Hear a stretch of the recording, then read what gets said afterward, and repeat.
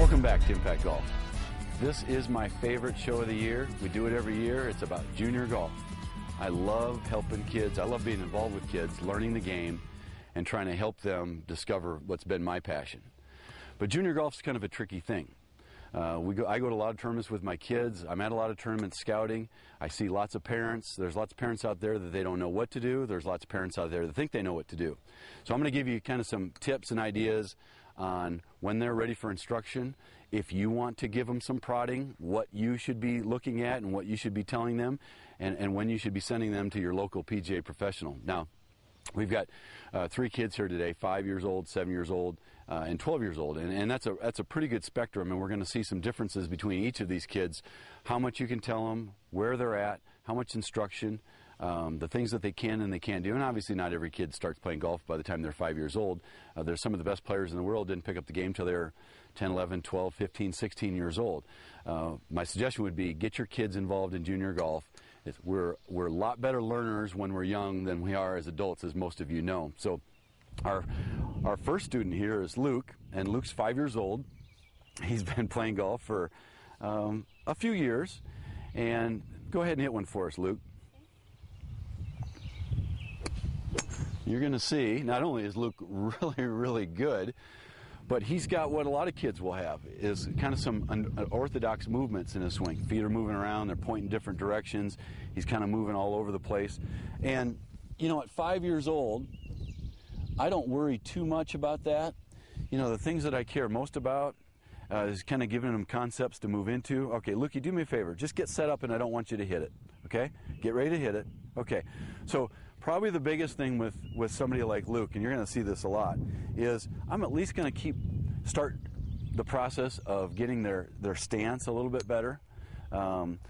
Luke, let's go ahead and hit one, but let's put your feet, there you go. Now point your toes at me. There you go. Okay, now you can go ahead and hit it. Okay. Okay, another good one. So the idea is this.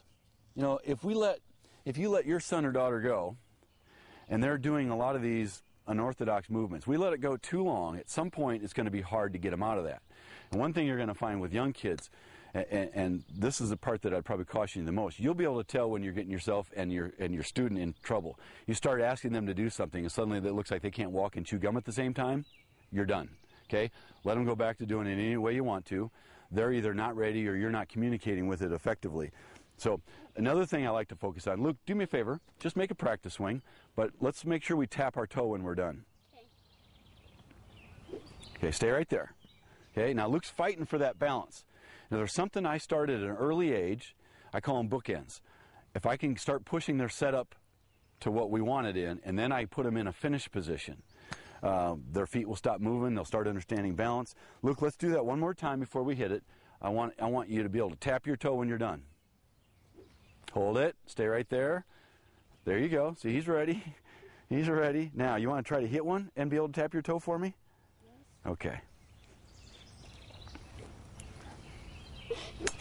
Now, tap your toe. Okay, and you can really see, that might have been your best one yet. You can really see that he's really struggling with that. This isn't going to be something that you tell them, hey, try this, and they look like they know what they're doing. You know how tough it is in your game. Kids are much better learners than adults are.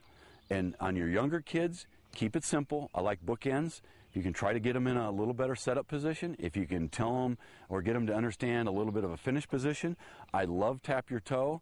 It means they're rotated around. They're going to hold that finish position, and they've got all the weight on their forward foot, and they can tap the toes on their right foot. But it's a good way not to kind of muck up the system. And I think from there, and we'll see this when we move on to Jack, our 7-year-old, then we can start actually talking about some things in the swing. So keep it simple, and when we come back, we're going to visit with our 7-year-old and our 12-year-old.